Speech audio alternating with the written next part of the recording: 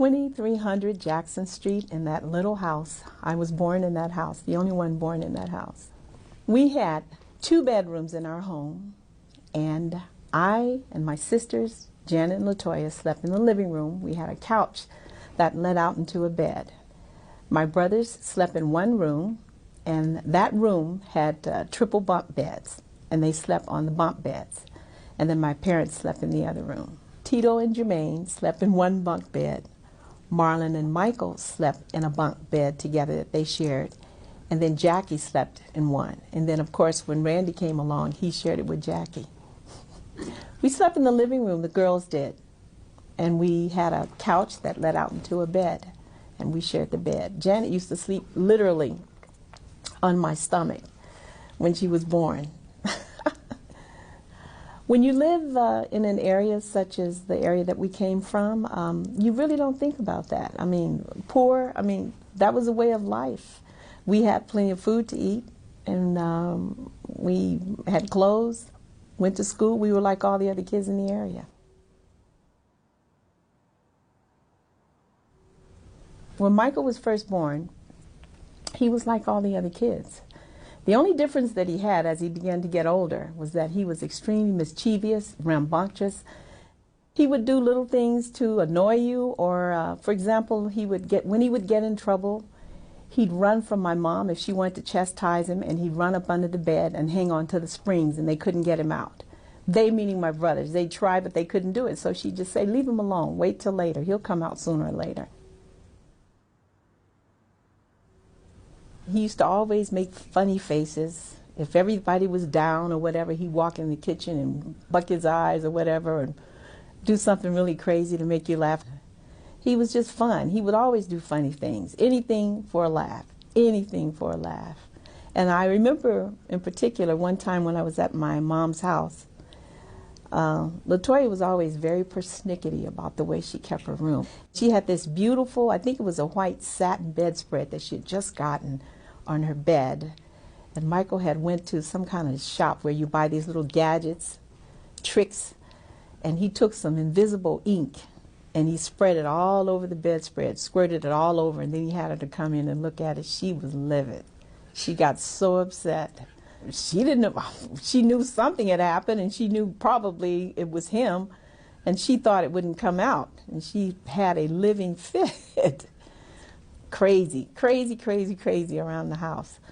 Everything for a laugh, anything to make people have fun. My first time ever performing with the family, I was the last one, was when they had the family show, and they traveled all across the United States. And I did this song and dance routine with Marlon and Michael. I did the lead, and they accompanied me in the dance. And I was on stage dancing, doing my thing, and they, came in and accompanied me, and they were dancing around me in a circle. And they had me scared to death because they said, Riri, don't look down, there's a roach crawling up your leg. And I started screaming right while I was performing. And he started laughing, crazy stuff like that. While you're on stage in front of an audience, this goes on. I remember Michael getting chastised with the rest of my brothers by my father, and he was very strict. He was a strong disciplinarian, and he did not play.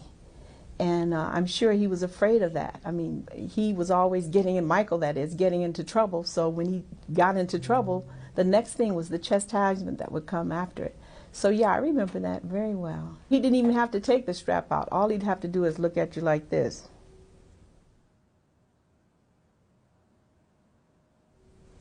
Growing up, we were very close. I mean, all of us were close. And the thing I always think about, or think in terms of with my brother, is that as a kid, my mom had to work, and that meant that for those that were at home, they had to have a babysitter, and I was in school, so there were times when I had to walk my brother to my grandmother's house before I went to school, and she would babysit him, and then I would go to school.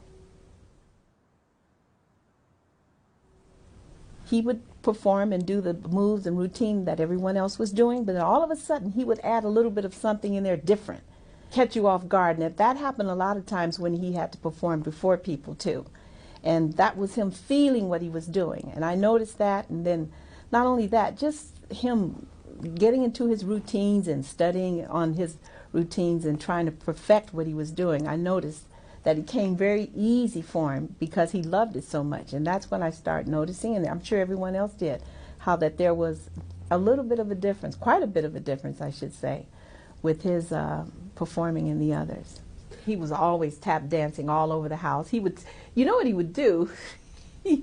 He would put on roller skates and skate around. This is so dangerous. Skate around the swimming pool to see how close he could come to it without going in. He would dance as he was doing it, and tap dancing too.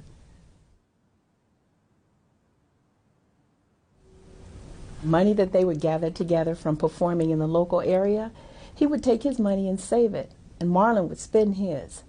And then Michael saved so much of his money, he wanted to have his own little candy store, so he'd go down to the corner store, he bought candy, and he sold it at the house, or he called himself selling it. But I have to tell you, something that was really funny about it is Marlon would sneak and eat his candy when he wasn't watching. He was upset, he'd cry and chew him out about doing it. That candy store meant everything to him.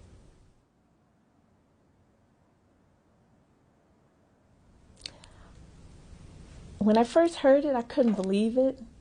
And it was sort of exciting, and I went, wow, that's them? And I had to get used to the song, because even though it was a very big hit, your brother's singing on a record, on vinyl, and you hearing it is something totally different. But I thought it was great. I remember my mom didn't like it at first. She thought, I don't know, you know, that kind of attitude. But then, of course, everybody grew to like it. But it was a lot of fun listening to it, and it was something that was unreal. I can't even express how I felt.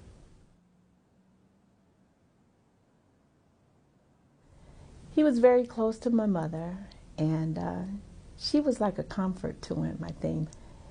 They spent a lot of time together, and you know, at one point Michael was going through a stage where he had a serious acne problem, and it had gotten so bad that Michael was afraid to really look at people in the face and talk to them. I mean, when he talked to you, he'd look down, and my mother was sensitive toward that. I think because of her interest in wanting to help him, to give him the needed support that was necessary then, I think that caused a lot of the closeness.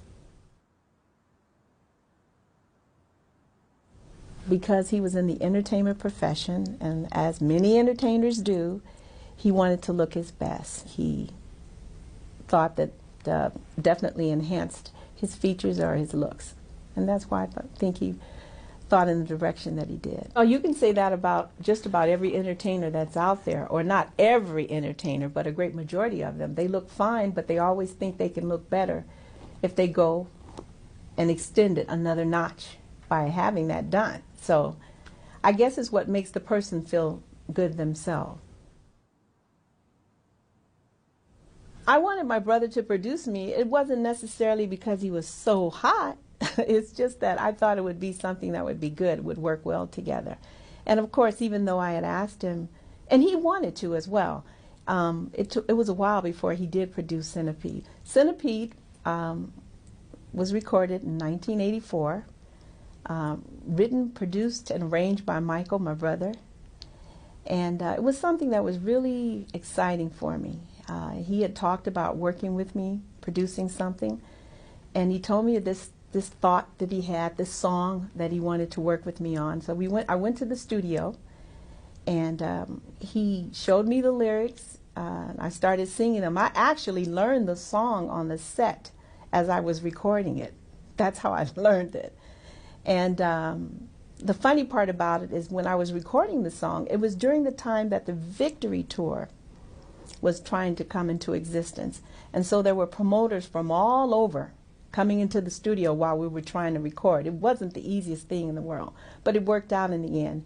And I'll never forget, Michael was always very sensitive about people knowing how he produced. He never wanted anybody to know that. And what happened is that he did say to me that this song is a hit, and we'll know it's a hit because when I put it on in the biscuits or the cans, which were the speakers, they're going to break or burst. And if they burst, that means it's a hit. And he would get so excited, he'd jump up on the console on the backside, he'd start dancing on it. And sure enough, that happened, and the song did very well.